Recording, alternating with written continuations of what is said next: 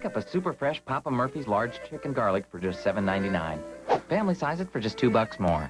Say it's not better than mine. The truth can be painful, Maria. Papa Murphy's Take and Bake. Pizza chain of the year. Carol Burnett's daughter and Justin Timberlake outtakes next ET.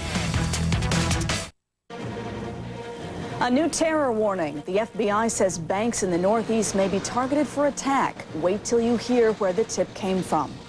What the engineer is saying about the Florida Amtrak wreck, it's the first clue to what may have caused it. There may be a lot more to the meeting between the Pope and America's Cardinals than the sex abuse scandal. And eyes in the sky, an airline takes security to a whole new level.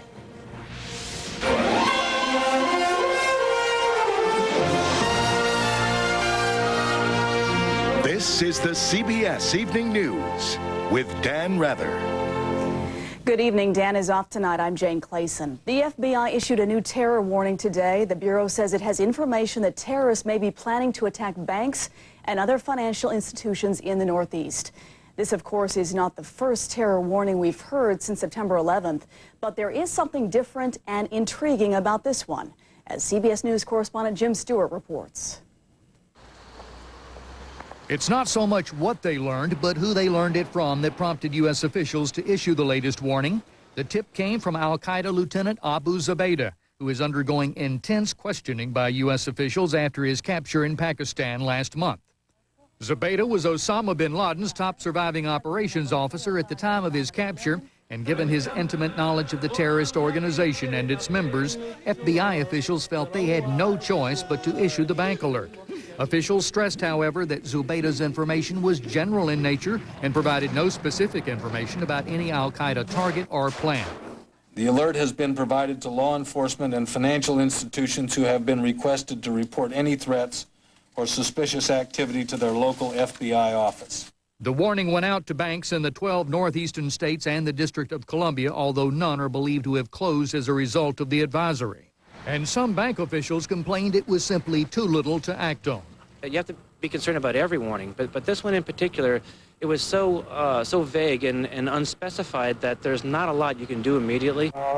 Bin Laden has long been fascinated by the U.S. financial world and bragged in a recently released video that the September the 11th attack caused more than $1 trillion in losses on the stock exchange. The actual number was $600 billion, and Wall Street has since recovered much of that.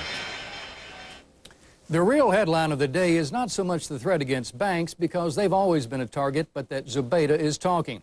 The al-Qaeda deputy suffered serious gunshot wounds during his capture, and the fact that he's now undergoing debriefings could be enormously important to U.S. law enforcement and intelligence officials. Jane?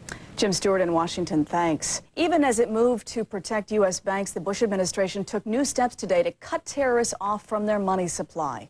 The Treasury Department ordered a freeze on assets of 9 individuals and a Pakistan-based charity group it says bankrolled al-Qaeda operatives. A worker in the U.S. Army's bioterrorism lab at Fort Detrick, Maryland, has tested positive for exposure to anthrax. The lab handles anthrax samples, and the base says some spores were detected in a hallway and a room.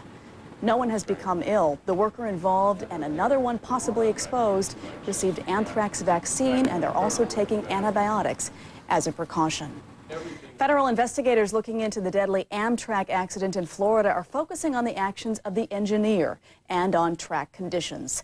The auto train was carrying more than 400 people, many of them heading home from Orlando theme parks, when it derailed yesterday at Crescent City. Mark Strassman is there. What was Amtrak's longest passenger train is today a jumble of toppled cars and unanswered questions. To learn more, investigators with the National Transportation Safety Board headed straight to the auto train's engineer, who pulled the emergency brake moments before the disaster. I understand that he saw a misalignment in the track that caused him to react by putting on his brakes. The engineer described what he thought he saw as a sun kink, or a buckling caused by high temperatures. The wreck killed 4 people and injured 166 others. We need water, we need ice. Passengers were mostly Florida vacationers returning north. Many remember a haunting sound, the train's brakes screeching. All of a sudden, boom, bang, I fell over, everybody's luggage fell on me, the train fell on me, the window fell out, I don't know, the whole train went upside down. The auto train had just rounded a curve when the engineer hit the brakes. 14 of the 16 passenger cars derailed, but the double-header locomotive, its heavy front end, stayed on the tracks, as did most of its heavy back end, 24 cargo cars, hauling more than 200 of the passengers' personal cars, vans, and SUVs. The middle of the train, where passengers rode, had collapsed like a tin can. Usually passenger trains don't have that much weight behind. In this particular case, they did. NTSB investigators certainly will consider that, along with a claim by CSX, the rail company that owns and operates the track.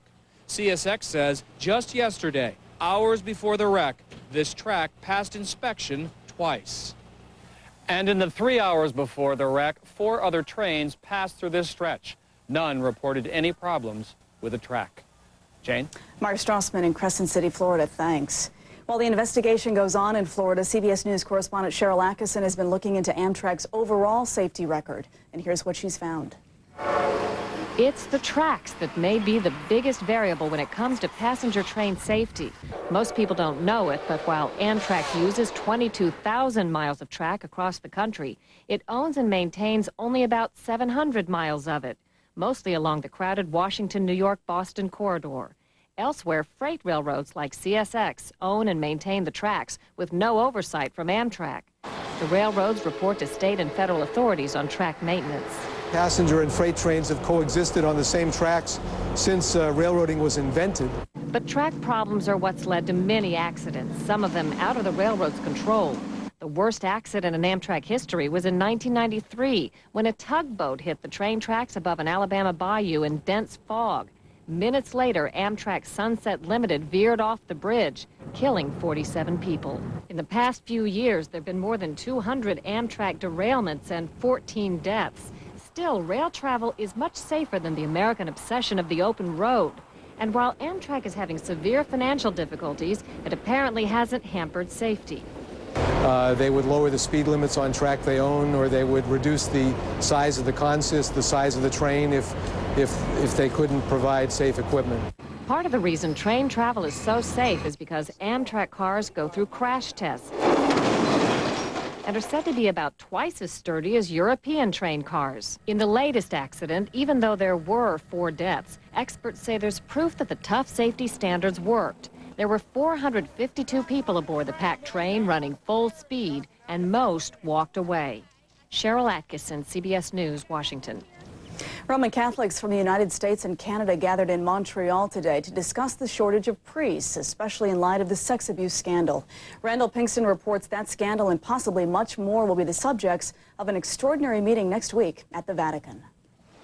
As American cardinals head to Rome, summoned by Pope John Paul II, they face an agenda of controversial issues confronting the Roman Catholic Church. I expect this to be a very open discussion, and I expect us to say whatever we think needs to be said and whatever we need to put on the table. Los Angeles Cardinal Roger Mahoney, one of the cardinals criticized for his handling of errant priests, says he will push for a review of centuries-old church doctrine, including allowing priests to marry and ordaining women. From the pages of leading Catholic publications to the parish pulpit, subjects once considered taboo are now open for discussion because of the ongoing sex abuse scandals in the church. A new CBS News poll shows a majority of American Catholics, 69%, believe their church has mishandled the clergy sex abuse crisis, causing some to rethink their own beliefs. In 1995, 58% thought priests should be allowed to marry. Now, 71% favor eliminating mandatory vows of celibacy. But American public opinion is not likely to sway the Vatican.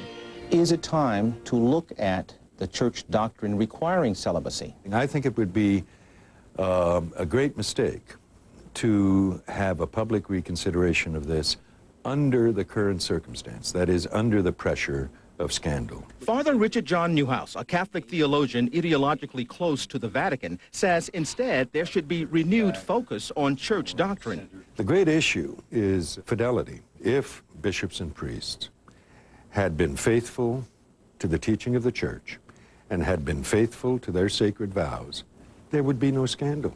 But the harsh fact is the church has a scandal which American church leaders have been unable to resolve. And even after the meeting with the Pope, no one expects a quick cure for a crisis which has infected the church for decades. Randall Pinkston, CBS News, New York. Another CBS News poll out tonight deals with the Middle East. Asked about Secretary of State Powell's peace mission, 31% judged it a success. 49% said it was a failure. Asked if the United States can do anything to bring peace to the Middle East, 45% said it can, 48% said it cannot. In the West Bank tonight, Mark Phillips reports Israeli forces have eased their grip somewhat, but the 3-week-old offensive is not over. It was a revealing moment when Israeli troops pulled out of the refugee camp they'd flattened in Jenin, though they're still encircling the area. Revealing for the relieved smiles on their faces. Smiles are rare here. There aren't many in what's left of the camp. And there were certainly no smiles in Gaza today, where victims of a shootout with the Israelis were buried. On both sides of the divide, in Palestinian towns and in Israel, a sense of paralyzed hopelessness has set in. Israel is suffering from battle fatigue, and somewhere along the line, it's going to be enough. It's already more than enough for Robbie Demlin. This memorial was for her soldier son David, shot dead last month by a Palestinian sniper. The tragic irony, like most Israelis, some even in uniform, the Demlins believe Israel should one day leave the occupied territories.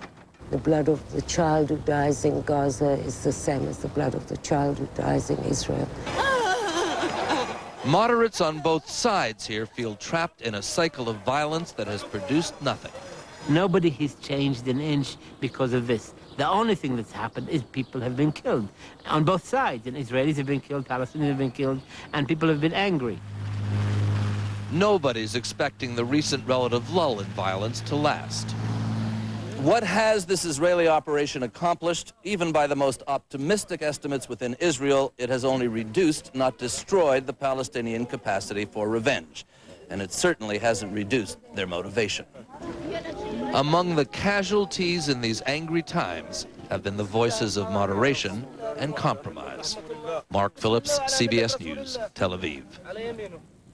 This is the Friday edition of the CBS Evening News, and coming up next, the latest in air travel security. Someone may be watching your every move. Then later, a CBS News exclusive, this powerful Indonesian says the U.S. is at war with Islam and America will lose.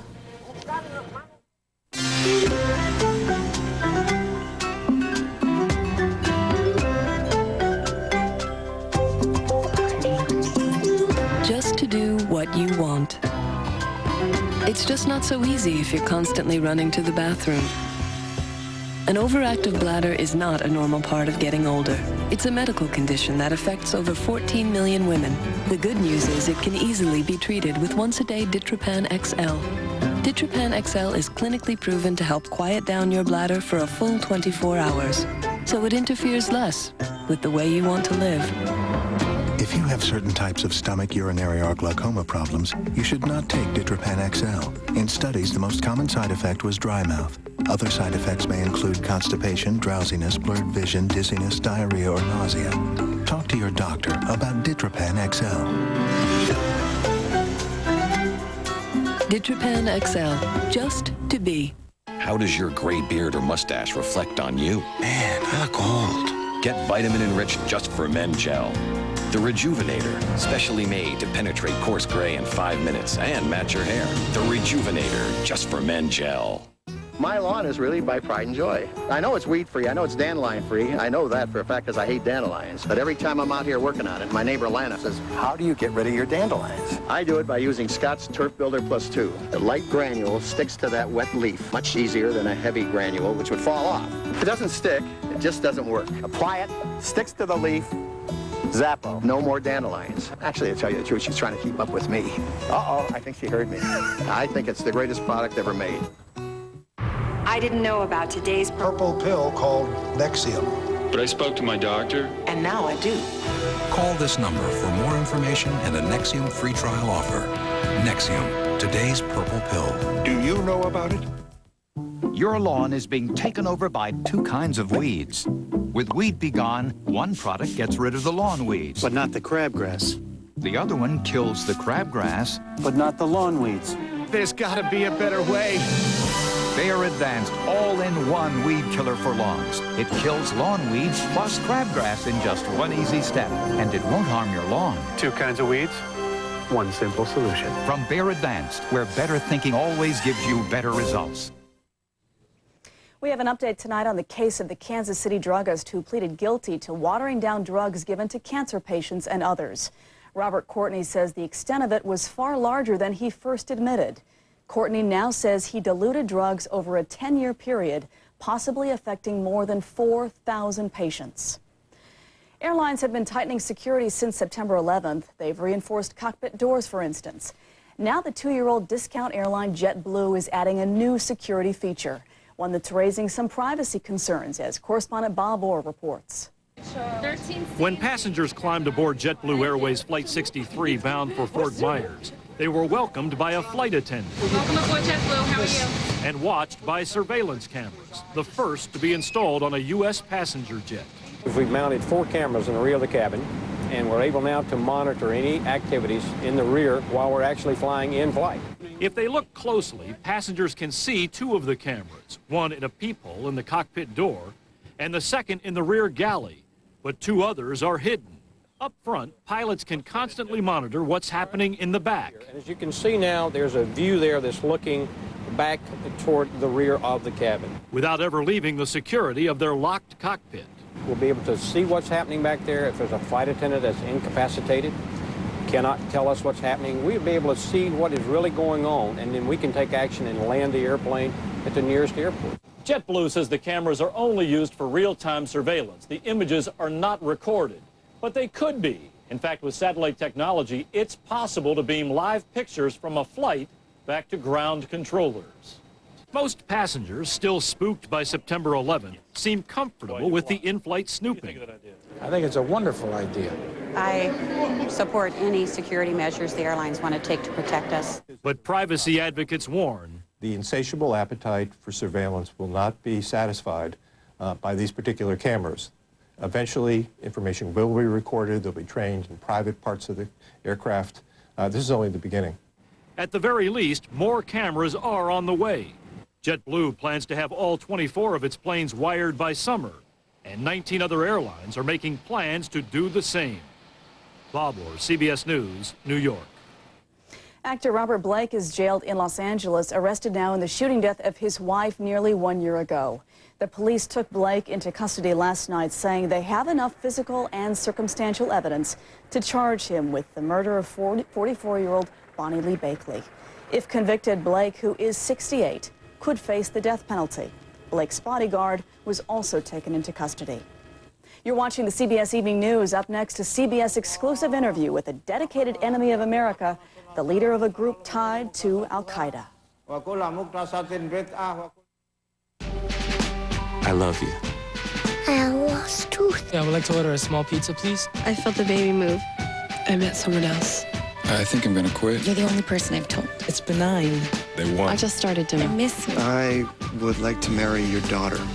All words are created equal.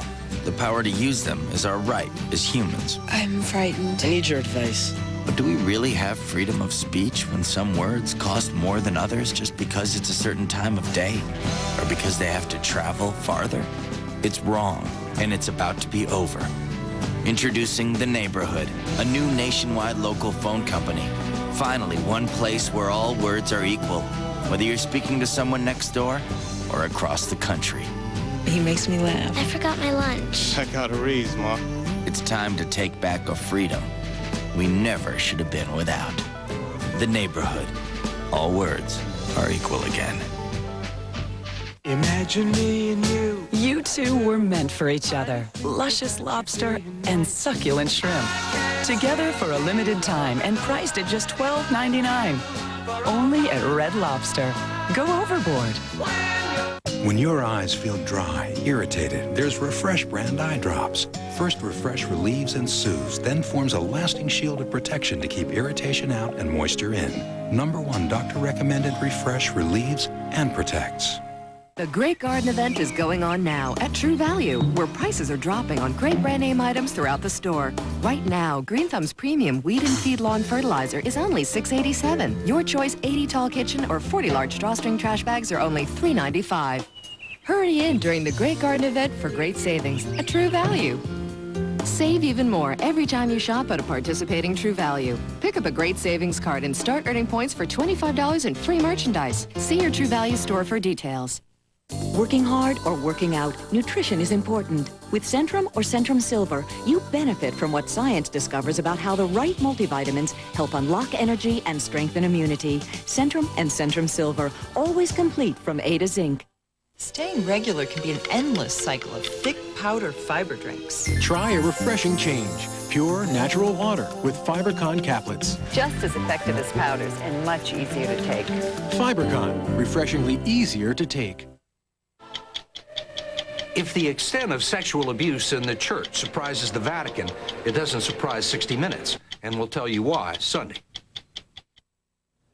The U.S. government says it will seek the death penalty in the case of Brian Regan, a retired Air Force man charged with trying to spy for Iraq, Libya, and China. Federal prosecutors allege for the first time today that Regan actually committed espionage and had removed hundreds of pages of classified documents from government offices. It's not unusual for the government to seek the death penalty in such cases to pressure defendants to plead guilty in return for a lesser penalty. Many countries have joined the war on terror, including most of the island nations of the South Pacific. But not Indonesia, where a powerful Islamic leader is a declared ally of Osama bin Laden and an enemy of the United States. Tonight, an exclusive interview with him in part 2 of Barry Peterson's series On Assignment in Jakarta. His name is Abu Bakr Bashir, and for the thousands who rally to his call, his message is blunt. Kill the Israelis, join the Mujahideen, fight America, respect Osama. Allah directs this.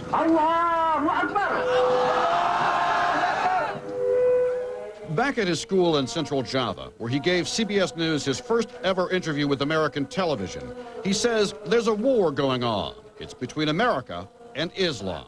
Jadi Amerika menyerang Afghanistan. The United States attacked Afghanistan arbitrarily.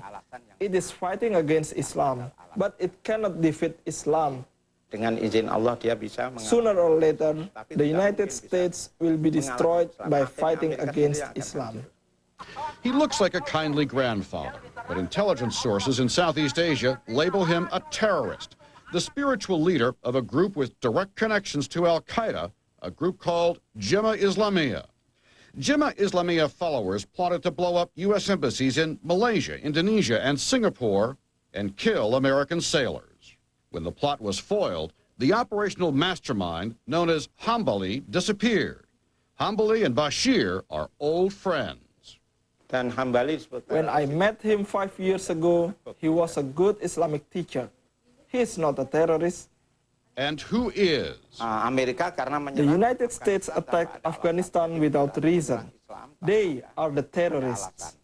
This school, located in the heart of Indonesia, is called Al-Mukmin, the believers. But here, they don't believe in democracy. They are taught to fight for only one kind of Indonesia, a fundamentalist Islamic regime. Bashir preaches jihad, holy war, telling young, impressionable students to ask their parents for permission to go fight the Jews in Palestine. Are you ready to sacrifice your life, he asks. Ready, they reply. America might want to see Bashir, the suspected terrorist, locked up. But the U.S. supports Indonesia's new democracy.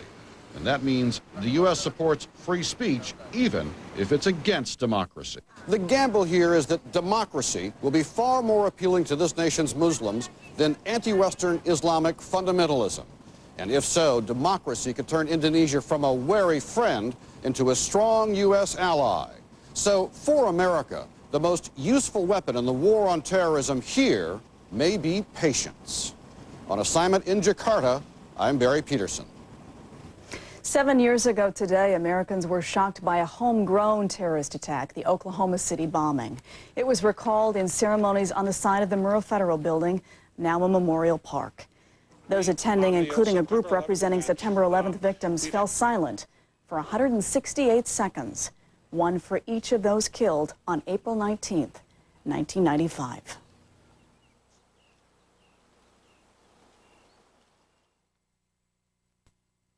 If the woman you'll be in 20 years could talk to the woman you are today, she'd say take care of yourself now with new Bayer Women's Aspirin Plus Calcium. It has calcium to help fight osteoporosis and low-strength aspirin to reduce the risk of another heart attack. Heart disease is the #1 killer of women. So talk to your doctor about new Bayer Women's. And years from now, you'll tell yourself, thank you. Aspirin's not appropriate for everyone, so be sure to talk to your doctor before you begin an aspirin regimen. Bayer, take it for pain, take it for life. Hear that sound? It's me, in my garden, raining down growth from above. I'm talking about Miracle Grow plant food. With regular feeding, you'll get twice the blooms. Even if you're new to gardening, you can dream big and actually get big. Thinking about trying Viagra? It's now available from your doctor in a free 6-pill sample pack. 6? That's my number. So get in the driver's seat and ask about the free Viagra sample pack. Get to your doctor for a checkup and find out if a free sample of Viagra is right for you. For more information, race over to Viagra.com. Even people who seem alike can have different nutritional needs. Ensure helps meet those needs, like Ensure Plus with concentrated calories for energy and extra protein. It's a source of complete balanced nutrition. Ensure Plus. Drink to your health. You want the very best for your best friends. Proper nutrition, regular exercise. And when it comes to monthly heartworm, you can forget it. Now there's Pro Heart 6. Just one dose from your veterinarian protects against heartworm disease for 6 months. Use with caution in sick, debilitated, or underweight animals. Side effects may include mild swelling or itching at the injection site. Forget monthly heartworm. Remember Pro Heart 6, the 6-month preventative, only from your veterinarian. Nature made it. Minwax makes it beautiful with rich wood stains and long-lasting protective finishes. Turning a house into a beautiful home is as easy as turning to Minwax.